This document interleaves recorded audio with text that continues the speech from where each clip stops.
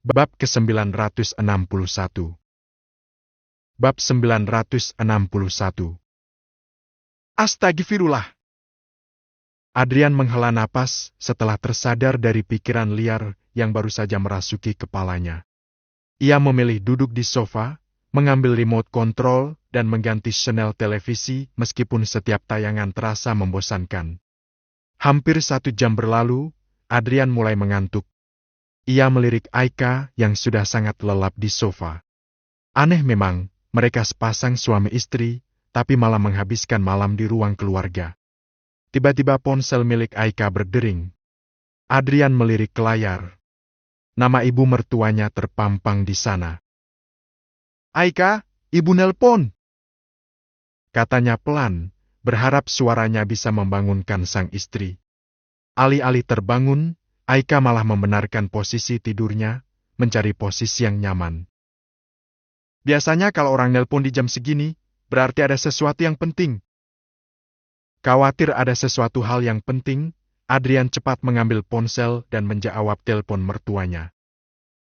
"Assalamualaikum, Bu," sapa Adrian ramah. "Waalaikumsalam, Nak. Kalian lagi apa?" Baru mau tidur, Bu. Kalian tidur di ruang TV? Kok nggak di kamar?" Kening Adrian mengerut tipis, dari mana ibu mertuanya tahu bahwa saat ini mereka ada di ruang keluarga. Pandangan Adrian pun mengedar ke sekitar dan menemukan kamera kecil yang menggantung di sudut ruangan. Ternyata, sang mertua memantau mereka dari rekaman CCTV. "Oh, ini, tadinya Eka lagi nonton, Bu, tapi malah ketiduran. Saya udah bangunin, tapi susah. Bangunkan lagi, kalau perlu pakai sound horeg banguninnya. Gak baik perempuan yang sudah punya suami tidur di luar." "Iya, Bu, saya bangunin sekarang. Titip Aika ya, Adrian. Dia anaknya memang bandel. Kamu keras dikit gak apa-apa." Adrian mengulas senyum sebelum akhirnya panggilan berakhir. Kalau sudah seperti ini, maka ia tak punya pilihan lagi selain membangunkan Aika lagi. Namun, setelah dicoba berulang-ulang, gadis itu sama sekali tidak bergerak dari posisinya. Malah hanya membalas dengan lenguhan penuh kantuk yang terdengar seperti mengigau. "Ya ampun, tidurnya udah kayak orang mati suri." Adrian menghela napas, lalu menyelipkan satu tangan ke punggung istrinya, sementara tangan satunya di bawah lutut. Ia sempat melirik ke bagian dada saat kacing piyama gadis itu tersingkap, namun cepat-cepat mengalihkan perhatian. Tubuh Aika yang mungil itu ia gendong menuju tangga. Saking lelapnya Aika tertidur, ia bahkan tak menyadari tubuhnya sudah melayang di gendongan Adrian. Tetapi, baru sampai di pertengahan anak tangga, Aika tiba-tiba terbangun. Matanya yang sayu menatap sekeliling, seolah sedang mencerna apa yang terjadi. "Ah!" Dan seketika ia berteriak saat menyadari semua. Dirinya sedang digendong Adrian di tangga.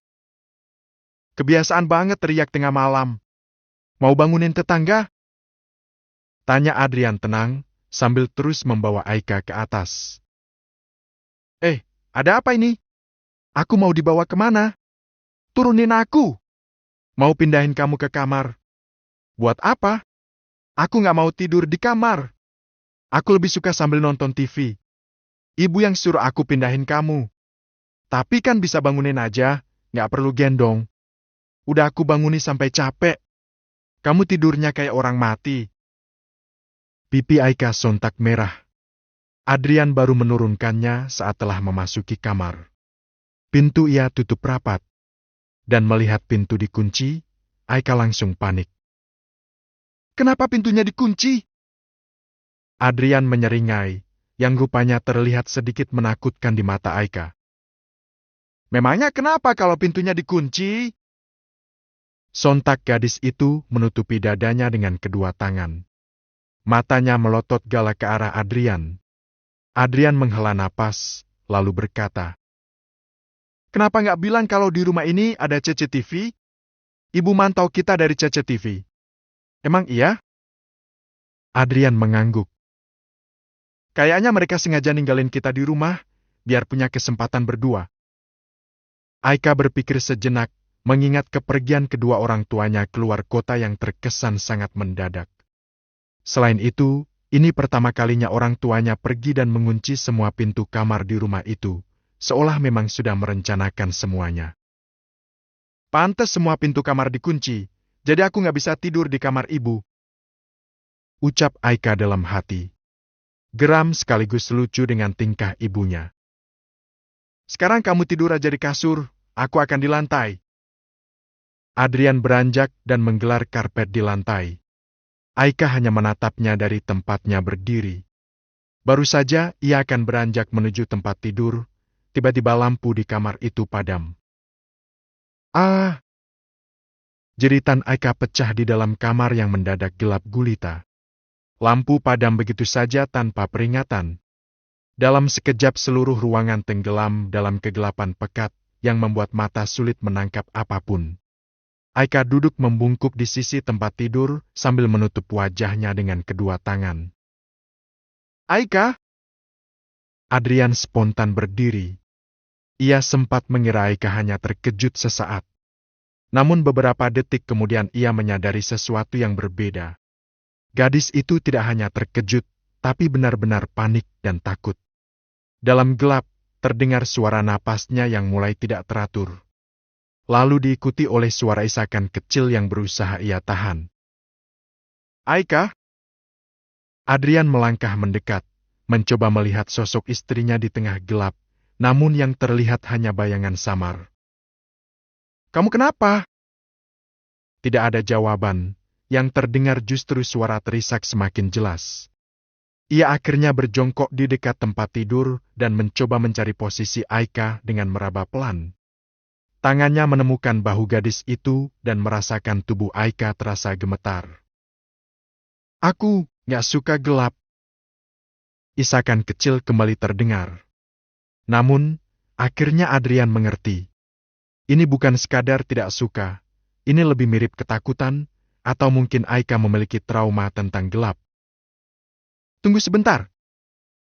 Ia bangkit dan berdiri menuju jendela, membuka tirai agar ada cahaya yang masuk ke kamar meskipun tidak banyak membantu. Kayaknya pemadaman listrik. Rumah tetangga juga mati. Aika tidak menyahut.